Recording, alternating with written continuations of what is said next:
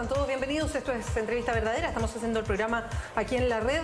Se ha tomado a la opinión pública un caso ocurrido en San Bernardo. Después de un portonazo, un padre y su hijo persiguieron a los delincuentes, tomaron a uno, recuperaron el vehículo, pero por lo que dicen testigos, esto está en investigación, lo golpearon y esta persona, el delincuente, terminó falleciendo. El padre y el hijo hoy día están formalizados por homicidio simple e incluso con prisión preventiva. Vamos a hablar sobre este tema con nuestro próximo entrevistado. Estamos con el senador Alberto Espina, senador de Renovación Nacional. ¿Cómo está, senador? Gracias por venir. Muchas gracias, Beatriz. ¿Cómo estás? Bien, senador, y le quiero preguntar de inmediato por un tuit suyo que ha provocado harta polémica. El tuit, para ser bien exacta, dice lo siguiente: la reacción de víctimas del portonazo en San Bernardo es resultado de la impotencia por la impunidad de los robos. 93% se archivan sin resultado. ¿Con este tuit usted está justificando lo que pasó en San Bernardo? No, no justifico que una persona mate a otra, sobre todo cuando no es legítima defensa, como en este caso. Pero también entiendo que cuando nosotros tenemos casi 300.000 robos violentos al año que se archivan sin resultado, y hablo de robos con violencia contra las personas, muchos de los cuales van acompañados de abusos sexuales que no se denuncian, nosotros lo sabemos por nuestra página web Juntos contra la Delincuencia, donde nos cuentan historias dramáticas, que yo creo que la ineficiencia que existe en la persecución penal va a ir generando, lamentablemente, la reacción de personas que, como ve que el Estado no reacciona, se toman la justicia por sus manos. Eso es malo, pero también es cierto que es una manera de remecer el ambiente y entender que nosotros no, si queremos vivir en un Estado de Derecho, tenemos que preocuparnos de disminuir la delincuencia y mirarlo desde el punto de vista de las víctimas. Sí, senador, yo entiendo lo que usted está diciendo. De hecho, vamos a pasar a ese tema en un ratito. Pero con este tuit, o lo que usted acaba de decir, no está atravesando una delgada línea que tiene que ver con dónde se imparte justicia, el ordenamiento social que tenemos y lo que uno como ciudadano, que es víctima, puede o no puede hacer. Es un acto de comprensión respecto a una persona que seguramente actuó con una impotencia infinita, con una indignación infinita, que siente que en el país no hay protección hacia las víctimas y que tiene una reacción equivocada. Pero cuando yo lo veo llorar en los medios de comunicación, pedir perdón a la familia, yo digo, esa persona primero es un peligro para la sociedad, cuando él es un ciudadano honesto que resulta que estaba en su casa y le robaron su auto. Por supuesto, su reacción no es la correcta. Y yo no pretendo, y menos siendo una persona que tenga una responsabilidad pública, estar diciéndole a la gente que ande a balazos por la calle. Pero creo que es un remesón. Y yo creo que nosotros no tenemos conciencia de eso. Porque realmente la sensación de las víctimas, mira, sobre todo las familias más humildes y de clase media, porque las personas que tienen plata tienen cómo poder defenderse. Te roban tus bienes, los podrás recuperar, tus casas tienen probablemente en el barrio alto automóviles vehículos de la municipalidad que custodian, en fin. Pero en las villas y poblaciones es dramático.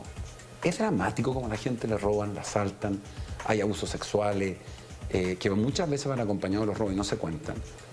Y se sienten absolutamente en la indefensión en un país en que 9 de cada 10 robos se archivan sin resultados. Senador, que te llega simplemente una notificación de la Fiscalía diciendo, mire, lo siento mucho, lo que estamos nosotros es fracasando en las medidas de protección, que es un derecho humano básico tomar en contra de las personas que son víctimas. Que voy a pasar a eso en un segundo, sí. Pero no hay irresponsabilidad, le quiero preguntar, bien responsablemente, ¿no hay irresponsabilidad en lo que usted tuiteó a propósito de este caso en específico? Porque no es entregar un apoyo en una acción que de partida es muy riesgosa para la misma víctima si hace esto, pero además que puede significar la justicia en las manos de las personas. No, pero yo no, es que mi tuit está escrito pensado y meditado. Lo que dice es que la reacción de este padre y ese hijo es fruto de la impotencia producto de un país que fracasa en la lucha contra la delincuencia. Usted da una explicación, usted se explica este comportamiento.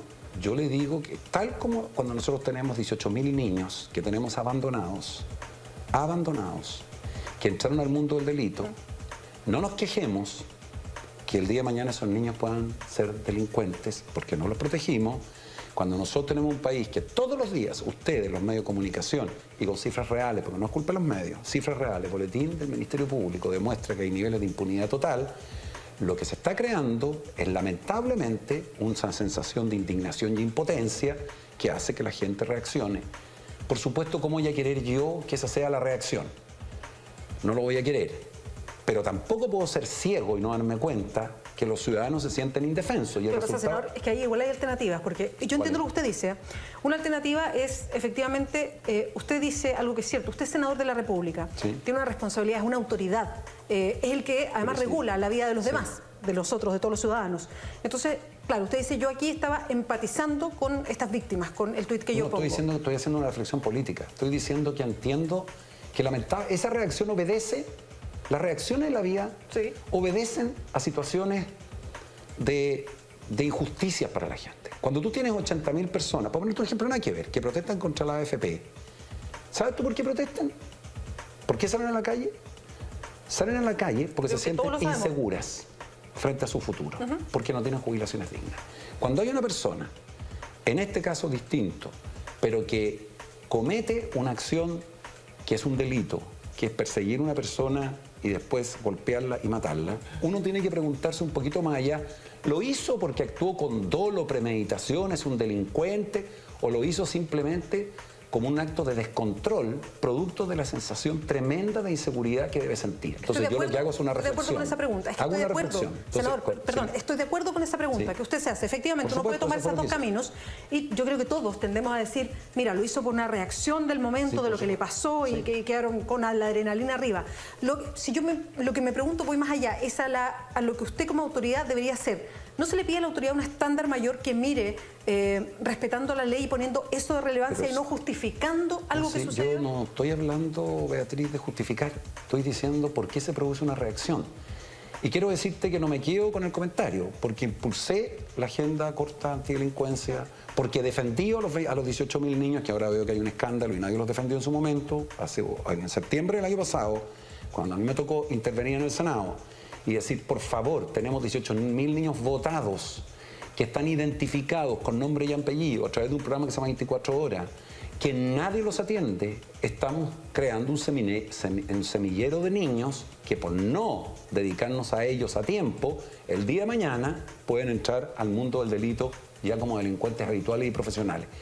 Lo hice con total responsabilidad, porque lo que yo quiero es provocar simplemente que se entienda que el tema de la delincuencia no es andar en contra de los delincuentes por ellos, es defender a las víctimas. Y defender a las víctimas significa hacer una cruzada que implica remover la conciencia de las autoridades para entender que tienen que lograr disminuir el número de delitos. Para eso le hemos dado todos los instrumentos, todos. Entonces hoy día lo que estamos pidiendo es que esos instrumentos resulten. Y no solo en el ámbito de la represión o de la persecución penal, sino en el ámbito de la prevención. Entonces yo lo que hice fue decir, esta reacción como un hecho de la sociedad no es fruto de un señor que resulta que iba por la calle, se peleó con otro, sino que ese señor le robaron su auto. Y ese señor salió persiguiendo a un delincuente y cometió un error grave, que le pegó un palo y lo mató. Y él pide perdón y no está bien. Pero yo no voy a ser aquellos que digan, no voy a decir nada frente a eso, porque mi deber es llamar la atención, como lo he tratado de hacer años, a las autoridades de este país, que la delincuencia no es un tema de marqueteo, que no es un tema de preocuparse cuando pasa este caso, sino hay que preocuparse todos los días porque hay un derecho humano de fondo, Beatriz, que se está violando, de fondo. Senador. Entonces, yo frente a eso simplemente tengo una reacción diciendo, esto es fruto de esto otro. Y lo reafirmo 20 veces y te voy a decir más. Usted, y se queda ahí, ¿no se arrepiente de la forma del No, solo no me arrepiento. No digo en ningún momento, lo justifico, no digo en ningún momento qué bueno que ocurrió, no digo en ningún momento apoyo ese tipo de acciones. Hago una reflexión política. ¿Por qué está pasando? ¿Por qué una persona que es una persona honesta, como dice su familia, trabajadora, prácticamente se liquida la vida? ¿Por qué lo hace? Porque es probable que puede haber sido, no conozco los detalles, él o su familia, víctima de otros delitos similares, ve que no hay una reacción, que da lo mismo. Entonces yo siento que mi Twitter es una señal de cuidado, estamos traspasando el límite. Porque, ¿por qué de repente se ven? ¿Qué significa eso, traspasar el límite? Es que cuando el Estado no responde a tiempo, dándole la debida protección, que es un derecho humano, entonces no está cumpliendo un deber, se corre el grave riesgo, que yo no quiero correrlo porque me he dedicado a eso toda la vida para no hacerlo así, que la gente empiece a tomarse la justicia por sus propias manos. Y el día que la justicia se toma por sus propias manos, es un país en que se están rompiendo las bases de un Estado de Derecho democrático. Porque la ciudadanía lo que espera de un régimen democrático y de un gobierno y de todas las autoridades es que le garanticen cosas básicas, entre ellas la seguridad en su casa, de su familia, en su local comercial, en la calle. Y eso en Chile, perdóname, más que en la cantidad de delitos en relación a otros países del mundo, en la cantidad de impunidad. Porque creo difícil encontrar un país en que 9 de cada 10 robos, estamos hablando no de hurtos, estamos hablando, Beatriz, de robos con violencia. ¿Quién protege a esas víctimas, perdona, que quedan con un trauma para el resto de su vida?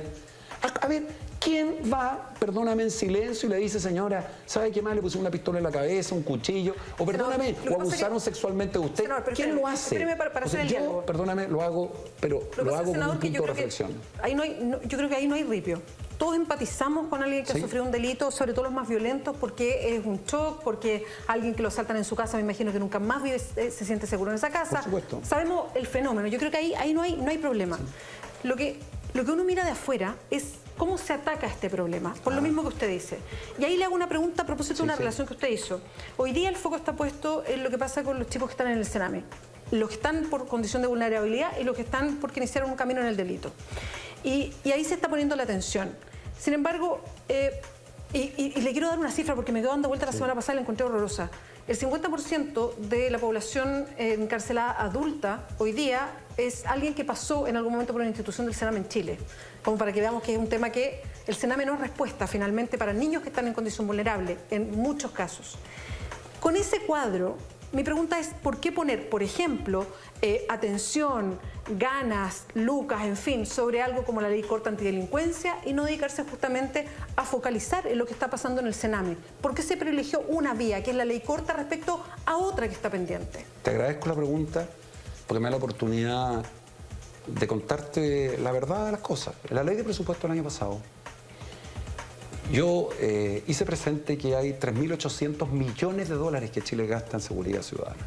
De eso el 0,6%, o sea, la nada misma, se gasta en lo más importante, que es trabajar con los menores de edad que entran al mundo del delito, se les identifica a través de un programa que se llama 24 horas de Carabineros. Fueron 22.000 niños el año pasado. Perdón, pero ¿para quién? Solo para decir, ¿para quién es eso lo más importante si lo que uno ve es que las prioridades legislativas están en otro lado? No, pero espérate, pues sí que eso es una iniciativa. Déjame contarte. Yo le pedí al gobierno que por favor pusiera recursos porque hay un programa que se llama terapia multisistémica que funciona. ¿Sabes cuántos niños atiende? 800. ¿Sabes cuánta plata va a costar ese programa? Costará 10 millones de dólares. ¿Sabes cuánto es el presupuesto de Chile? 66.000 millones de dólares. Y no hay plata para atender a 18.000 niños, de los 22.000 que fueron el año pasado identificados, menores de edad. 18.000 niños identificados con un programa que se conoce que es bueno.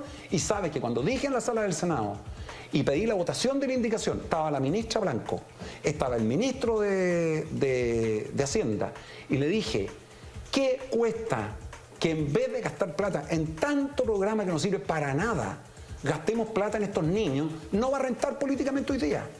Se va a demorar 5 años, 7 años, 10 años, no importa, pero vamos a tener la conciencia. ¿Qué pasó? No estaban los recursos. ¿Sabe lo que hicieron? Miraron para el techo, no me contestaron.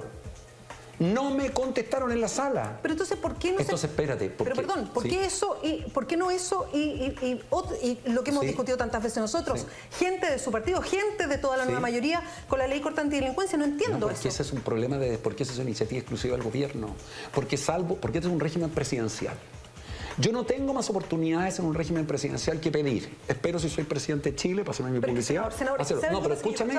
Pero si no me digas porque lo he hecho. Lo he escuchado muchas veces. Esto es una función, yo entiendo, esto es un país presidencialista y la responsabilidad de la presidencia. Pero siguiendo la línea, y por eso es que yo quiero poner las dos cosas en la balanza, que lo hemos discutido otras veces, la ley corta antidelincuencia, el control preventivo de identidad, que es un aspecto que fue súper polémico de la ley, que aquí mismo nosotros lo estuvimos conversando, es algo que surgió de los parlamentarios, no surgió del gobierno, y el gobierno lo apoyó. No, pero es que la diferencia es que no hay iniciativa exclusiva. Porque todo lo que significa... Claro. Entonces, mira, la delincuencia, si la queremos enfrentar de verdad, tiene, como quien dice, un tren con 3 ruedas. 3 áreas. La primera es prevención. No sacamos nada con la demás si no hacemos prevención. Pero no lo estamos haciendo. Pero sí, es que lo he rogado. Escúchame, Beatriz. Ve las actas del Senado. Lo he pedido en una vez. 10 años lo vengo pidiendo. A todos los gobiernos. Y le he dicho, si no trabajamos en prevención, me di la tarea en la ley de presupuesto, de pedir todos los datos del Sename. Los investigamos con mi equipo durante 5 días, porque tú sabes que la información nunca es muy clara, pero reconozco que los funcionarios del Sename, conscientes de este problema, me aportaron la información. Llego a la sala y le digo, miren, si nosotros queremos de verdad disminuir la delincuencia y creemos que es un derecho humano básico de la gente poder defenderse, entonces avancemos en prevención, que significa trabajar con estos menores que están entrando al mundo del delito por delitos pequeños, que tienen problemas de drogas, sus padres, perdóname, la mayoría son presos, tienen violencia intrafamiliar brutal, y el programa que hay es muy bueno, porque si no tuviéramos un programa... Funciona, pues eso es lo que me indigna. Pero ¿sabes cuál es la cobertura? 700 niños. Entonces yo digo, perfecto. Segunda etapa, una vez que se comete el delito, persecución penal, agenda corta. Tercera etapa, le pedí también al gobierno en esa oportunidad. Tú puedes ver las actas, por favor, ve las actas de la sesión. No, si en la tercera etapa, digo, ¿cuánta plata estamos haciendo en reinserción social de los presos? Muy simple, yo pesco el ítem. Cobertura, 800 cupos para reinserción laboral. ¿Cuántos presos pueden acceder a ese programa? 25.000. Y 800 les damos la oportunidad de rehabilitarse. Entonces, con la misma reflexión que al principio, el resultado porque nosotros tenemos delincuencia es porque no renta, a lo mejor en las elecciones, ni en las encuestas, es que hay que destinarle recursos, capacidad, formación, porque de esos 25.000 presos, si tú les das la oportunidad, salvo los que son profesionales y que seguramente no van a salir del mundo del delito, pero un alto porcentaje, perfectamente, porque yo he visitado muchos centros carcelarios. Sale. Tenemos que hacer una pausa y vamos a seguir con este mismo tema, porque hay varias cosas que preguntarle al senador Espina, porque en esto que usted está diciendo yo coincido plenamente. Aquí falta prevención, pero lo que no entiendo es la cifra. Y rehabilitación, pero no entiendo la cifra. A los niños del Sename se les da un promedio de 180.000 pesos los que están fuera, y por preso se gastan 600.000, suma y sigue con esta cifra, y lo que uno ve que se expone, o el eslogan de la delincuencia apunta a otras cosas. Eso le quiero preguntar, no me contesta ahora, tenemos que hacer una pausa. Volvemos a la conversación que estamos sosteniendo aquí en Entrevista Verdadera con el senador Alberto Espina. Estábamos viendo algo de la noche en Santiago. Tenemos encuesta, la tenemos puesta ya, y 168 votos, @entrevista a la red, ahí la encuentran. Estamos hablando sobre delincuencia y por eso preguntamos, a propósito de todo esto que pasó con si había legítima defensa o no, por estas personas de San Bernardo que quedaron presas, que mataron al delincuente, no había legítima defensa en ese caso. Preguntamos si utilizarían ustedes un arma para defenderse de la delincuencia. ¿Sí o no son las alternativas hasta el momento? Un 70% dice que sí la utilizaría y un 30% que no. Vamos a dejar la encuesta ahí mientras dure la entrevista y vamos a ver al final lo que ustedes mismos están opinando. Seguimos conversando con el senador de Renovación Nacional, Alberto Espina. Senador, hay un tema súper interesante, nos quedamos justo antes de ir a la pausa, que tiene que ver con el centro de todo esto, que es la rehabilitación y la prevención frente al delito. Y yo le quería preguntar, si usted tiene todo tan claro, porque así lo escucho, cuando tiene las cifras arriba de la mesa, se ha dedicado al tema hace tanto tiempo, en eso coincidimos, porque uno ve cómo se destina tan poquito a prevención, tan poquito a rehabilitación y tanto a lo que viene después, a meter gente presa, en fin. ¿Por qué todo apunta a lo otro? ¿Por qué todo lo que surge en los medios, lo que sale de parte de ustedes va a otro lado? La campaña del expresidente Piñera, usted fue parte de ese gobierno, lo apoyó, era... Terminamos con la puerta giratoria, era la gente tiene que ir presa, o sea, hay un discurso que nos lleva hacia otro lado. La misma ley corta antidelincuencia, que tenía hartas cosas, se centró en lo que tenía que ver con la represión. Y no hablamos nunca, el fondo no se ve, no los vemos a ustedes hablar permanentemente. Público, para los medios, a lo mejor en la sala cerrada de rehabilitación. Yo te puedo mostrar, yo hice, te vuelvo a insistir, preparé el tema, lo votamos. Le pedí al gobierno, esto depende exclusivamente del gobierno porque son recursos del Estado, yo no dispongo de los recursos del Estado, es inconstitucional, no puedo. Hice toda una intervención explicando, fui a todas las comisiones había y por haber, hice todas las conferencias de prensa que tú puedes imaginar, a nadie le importó nada, perdóname, nada.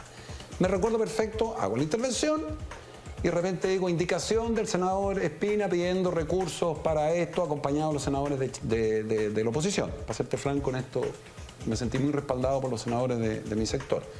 Tal como hay, entre paréntesis, parlamentarios de la nueva mayoría que también están en la línea esta. Si yo no digo que esto sea una cuestión que no haya gente también de la nueva mayoría.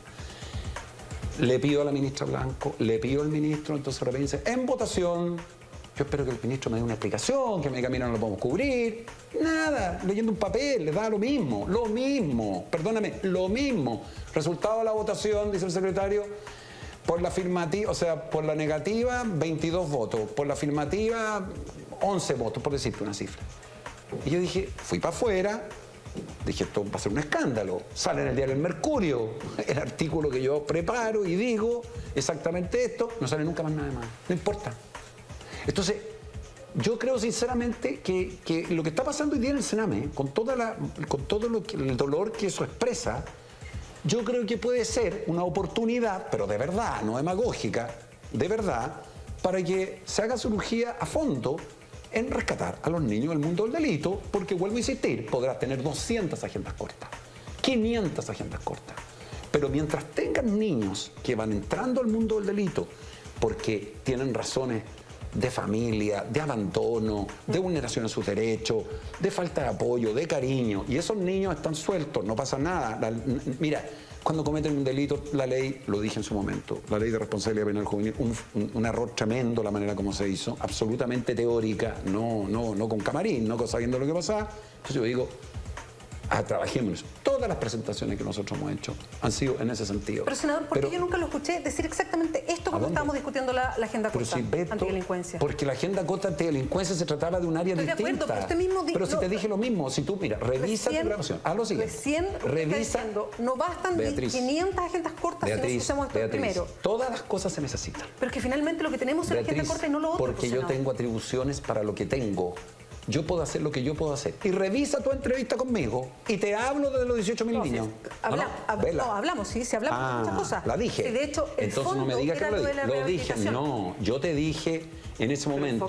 Pero el foco fue la agenda corta. Pero que son tres áreas que se avanzan simultáneamente. Son tres ruedas que avanzan paralelamente. Si tú avanzas solo en prevención, pero no haces nada respecto a la impunidad, cometes un error.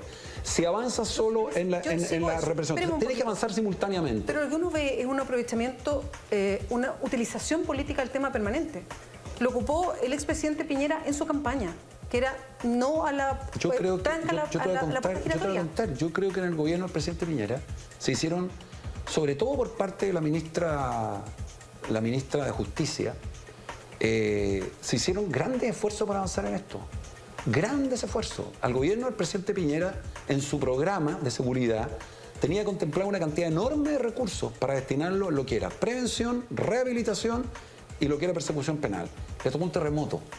Y no una excusa, porque para mí ese programa es la razón de ser por la cual yo he luchado muchos años. Pero déjame decirte la verdad. El eslogan. No, te estoy diciendo. El eslogan que tenía otra orientación. Mira, cuando tú dices, el eslogan es que vamos a disminuir la delincuencia. Yo siempre he dicho que en esto hay que ser cauteloso, porque estos son procesos, soy yo, Alberto Espina. Yo no respondo por los demás. Yo lo que te puedo decir es que en esto hay que ser cauteloso, pero firme para avanzar. Porque la cautela y la espera va a terminar con mucha gente, como el caso que tú me decías al principio, que la gente dice, si el Estado no me responde, yo me tomo la fuerza por mis manos. La encuesta te dice que un 70% de personas está dispuesto a dispararle a otra si le entra a robar. Entonces, algo está haciendo mal. Pero como yo no me quedo en el diagnóstico, porque los políticos tendemos ya no en el diagnóstico, la gente dice, ¿qué hará este señor? Tenemos propuestas concretas para prevención, te lo he explicado. Para control, para todo lo que signifique el tema de la persecución penal, digamos, que es la agenda corta también, y también para rehabilitación. Se avanzó lo que se pudo, porque tampoco los gobiernos van a poder avanzar si no hay una política de Estado continua. Entonces, yo siempre pienso que estas son cosas que, más allá de las diferencias, nosotros tenemos que tener un acuerdo. Yo he tratado de construirlo. Pero ¿qué me encuentro? Con una desidia, con una falta de interés. Mira, hay parlamentarios de la nueva mayoría, lo voy a decir sinceramente, Felipe Arboe. Felipe Arboe es un parlamentario como que nosotros hemos hecho una buena yunta, teniendo nuestras diferencias, porque él tuvo la experiencia en su área, yo tuve en la mía, y trabajamos los temas de prevención, trabajamos los temas de control, trabajamos los temas de rehabilitación, y así muchos otros. Pero yo lo que te digo, finalmente noto que no hay la voluntad política, la decisión de, en el caso de este gobierno, que lo yo estoy juzgando, porque tengo tan grabado en mi cabeza, tan grabado, cuando dije, por favor, no dejemos abandonados estos 18 del niños. Entonces, ahora que descubrimos que los niños mueren en el Sename, que los niños son violados en el Sename, que hay un tribunal o el Consejo de Defensa del Estado llega a un acuerdo, 90 millones de indemnización, entonces ahora, todos preocupados del Sename. Me encantaría que esta preocupación, me encantaría hubiese existido hace 3, 4, 5, 6, 10 años atrás. Entonces, ahora se preocupa. Yo por lo menos tengo mi conciencia tranquila. Me he preocupado siempre este tema. Trataremos de hablar en 6 meses más para ver qué pasó. Con esta preocupación de ahora, a ver si se materializó en algo. Sí, pero yo no puedo hacer, Beatriz, muchas gracias no puedo hacer lo que no está en mis facultades. Me da una impotencia, de repente pienso, porque no tendremos un régimen parlamentario. en donde uno pueda tener Juan dijo eso, atribución. no dijo otra cosa. Senador, muchas gracias, Sí. que le vaya bien. Gracias. Vamos nosotros a un resumen de noticias.